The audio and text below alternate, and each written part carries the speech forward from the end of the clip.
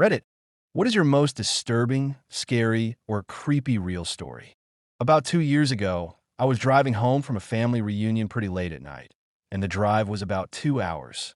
I didn't stay the night because I had to be back for work the following day. Most of the drive was on roads with dense bushes and trees on either side. The real creepy ones you see a lot in movies. Anyway, I had been driving about 45 minutes and I was starting to get really tired. You know how sometimes you just suddenly become really tired out of nowhere? Well, yeah, that happened to me. I knew I wasn't going to last, but I didn't come across any place that I felt I could park and safely sleep. Anyway, after it became clear to me that I wasn't going to find a place to pull up and my tiredness wasn't going away, I did something very questionable. I pulled over to the side of the road onto the grass behind some bushes to try and hide my car from anybody else who was going to come past. The roads weren't empty. I came across another car every few minutes or so. I made a mental note that the time was 11:22 and then fell asleep. Sometime later, I was awoken by a scratching sound. I looked at the clock, 11:50. The sound stopped after a few seconds, and because I was still extremely tired, I didn't bother looking around and simply went back to sleep.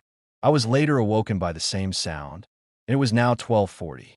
This time it really freaked me out because the sound didn't stop. The thought ran across my mind that it was just an animal inspecting the car. But why would it return almost an hour after it had left the previous time? I looked at my rear view mirror and just managed to catch a glimpse of something running away into the forest. Now, at the time, I thought it was the damn hook killer.